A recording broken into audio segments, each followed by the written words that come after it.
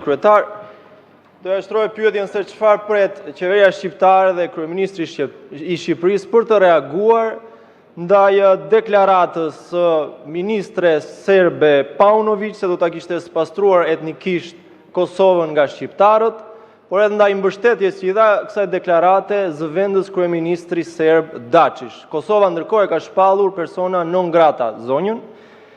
Doja t'ju rikujtoja se spastrimi etnik konsiderohet si krim kundër njerëzimit nga Statuti i Romës të Gjykatës Ndërkombëtare të Krimeve, është në shkeljet Konventës së Gjenevës vitit 49 dhe në shkeljet Ligjit Ndërkombëtar për të drejtat e njeriut, por mbi të gjitha deklaratat të tilla shoviniste janë në shkeljet të Republikës të Kushtetutës së Republikës së Shqipërisë, e cila në nenin 8.1 shkruan se Republika e Shqipërisë mbron të drejtat kombëtare të popullit shqiptar që jeton jashtë kufive të saj.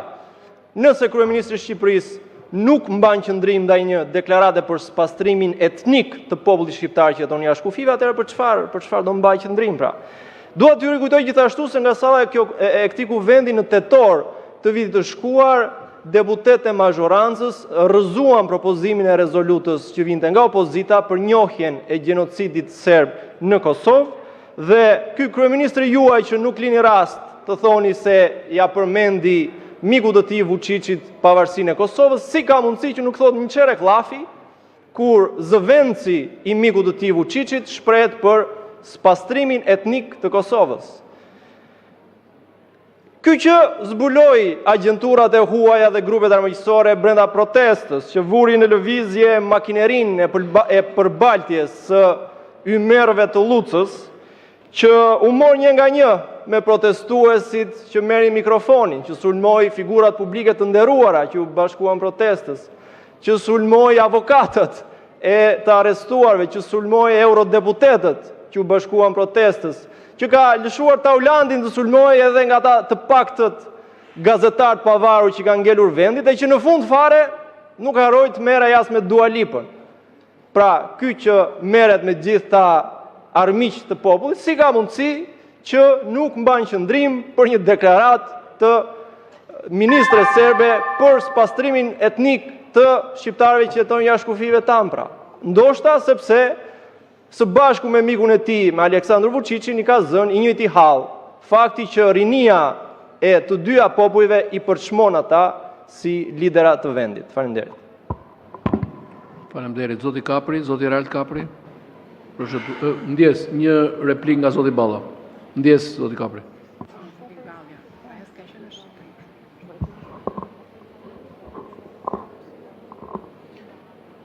Sa i përket një deklarate të jo vetëm papërgjeshme, por indinjuese dhe të rëndë të një anëtare të qeverisë së Serbisë, reagimi i qeverisë shqiptare ka qenë në kohë, adekuat, nga Ministria e Jashtme, në mënyrë të menjëhershme.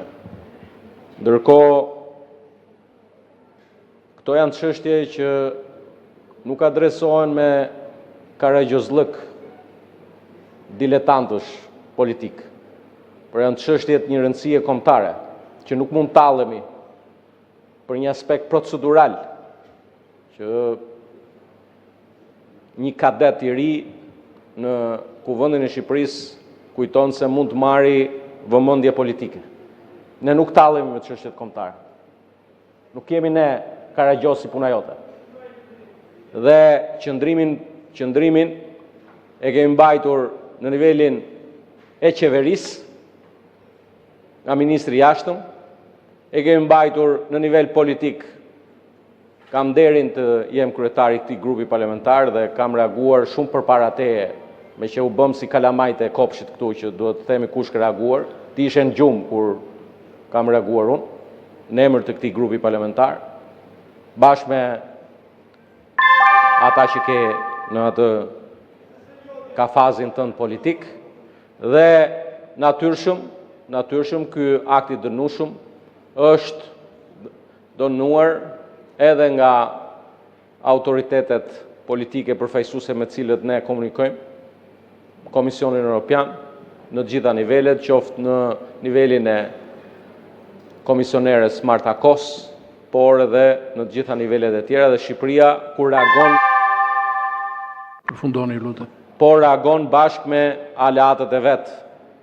Dhe prandaj është turp që të vish dhe të bësh politikë. Sa i përket Edi Ramës, ti dhe ata shokët e tuaj duhet lani gojën mirë, sepse Edi Rama është i vetmi kryeministër në historinë e këtij vendi që nga 1912 i cili çështjen e Kosovës e ka ngritur mes Beogradit dhe ka bërë me dije qartësisht edhe sfundmi në Bruksel, edhe në Beograd në tetor të vitit 2014 që Kosova është shtet i pavarur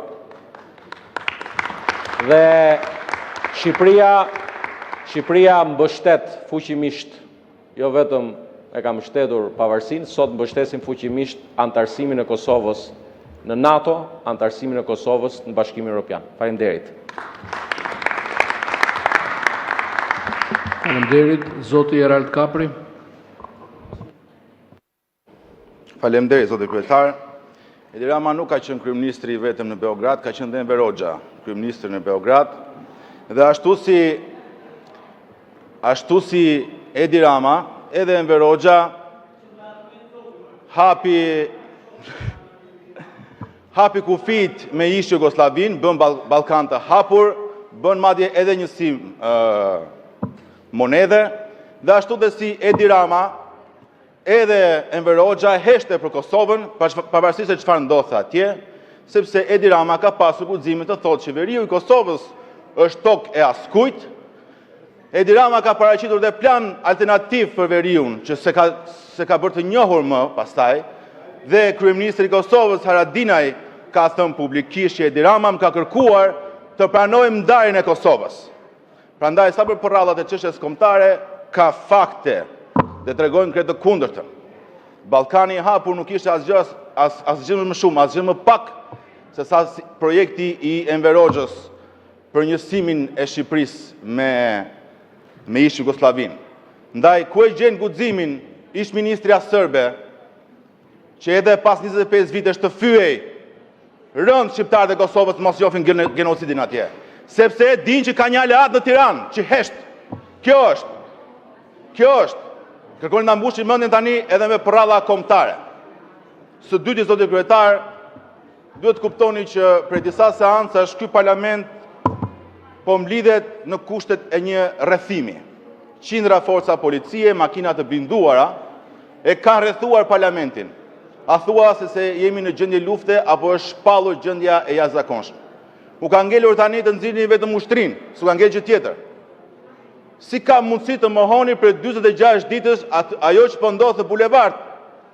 Atje është legitimiteti. Dhe ky parlament e ka humbur tërësisht. Tërësisht. Madje, dje u bëje e njohur dhe një fakt tjetër. Shfuqizimi i ligjit 21-24 që e bën me porosi me 10 deputet është kusht i panegocueshëm i Bashkimit Evropian për t'u hequr. Edi Rama deklaroi në krah të Marta Kosës që është ligji më i mirë që kemi pasur ndonjëherë dhe s'kemi ndërmend ta heqim. Pra qartësisht në krye të qeverisë nuk kemi vetëm një kryeministër antikombëtar i cili flirton me Vučićin sikur e ka shok bange, por kemi të bëjmë dhe një kryeministër që ka dalë kundër dhe hapur procesit të integrimit. Ai shesh po integron Shqipërinë dhe jo kjo qeveri që është bërë pengesë për shkak të interesave të errta të Edi Ramës. Dhe sa për frymëzimin, një protestë e madhe po ndodh në Hungari, po shohen për të ruajtur atje zonat e mbrojtura me parullën Portugal is not for sale, sepse rinia shqiptare. Fundoni, ju lutem. Po thoja zoti kryetar që rinia shqiptare po frymëzon mbar botën dhe protesta e tyre po shikohet me një këshillim të madhe dhe po mbështetet nga gjithë bota e civilizuar, ndryshe nga autokrati i fundit i Evropës do ketë fundin e të gjithëve njësoj si të tjerëve. Faleminderit. Faleminderit. Zoti Bido, zoti Ardit Bido, procedurë. Më vjen keq shumë që në këtë sallë të nderuar të kuvendit ne dëgjojmë populizmin i cili në fakt na vjen nga thirrjet revolucionare që kanë prodhuar vetëm gjak në histori. populizëm ekstrem, i cili tenton që të shbëj dhe historinë. Enver Hoxha, kur shkoi në Beograd, në fakt nuk foli për Kosovën. Enver Hoxha, kur shkoi në Beograd, në fakt diskutoi atë që ishte plani i kohës për Jugosllavinë e madhe, për Federatën Ballkanike që do përfshinte Bullgarinë dhe Shqipërinë. Ndërkohë që sot Shqipëria, një republikë e pavarur, ka kërkuar përmes kryeministrit Edi Rama në Beograd që Kosova, një republikë e pavarur, të njihet si realitet. Populizmi përkundrejt fakteve, sepse dëgjuam përfaqësuesit e një lëvizjeje që për mua është në kufite antikombëtares, të na fliste për Kosovën duke reaguar me orë të tëra vones, pasi kishin reaguar jo vetëm Ministria e Jashtme, po edhe shumica e grupit parlamentar të mazhorancës. Po kur vjen momenti për ta kthyer në fakt, ata mungojnë, sepse spastrimi etnik është i papranueshëm në çdo rast. E në rastin që ndaj kombit tënd, në çdo hapësirë gjeografike të kombit tënd. Kur vjen fjala për spastrimin etnik në Çamëri, që ky shtet e njeh si ditë genocidi ndaj shqiptarëve të Çamërisë, partizat e vogla munguan në këtë sallë të nderuar, ku ishin përfaqësues me shumicë të Partisë Socialiste, por edhe të opozitës zyrtare. Ata zgjodhën që në ditën që dënohet genocidi e në ditën që dënohet spastrimi etnik, të fshihen si struci dhe të zhduken. Kjo ka të bëjë në fakt me gjithë rrymën politike që ne shohim, sepse në fund të ditës është vetë fisi i një kolegut ton të panderuar këtu, që masivisht votonte për Fredi Bellerin në zgjedhjet lokale në Himar, sepse Himara duhet të konsiderohej si një hapësirë e vorje pirotizmit, dhe më vonë, kur erdhi çasti për zgjedhjet përgjithshme, padyshim që votoi për një parti e cila me gjasme është kundër spastrimit etnik dhe genocidit. Fjala përkundrejt veprës. Ne si shumicë kemi zgjedhur edhe veprën, edhe fjalën. Këta, partizat e populizmit antishqiptar, kanë zgjedhur vetëm fjalën kur u intereson. Përfundoni, ju lutem. Dhe me vepër kanë treguar sa herë që ju ka ardhur rasti në dorë se janë thjesht antishqiptar.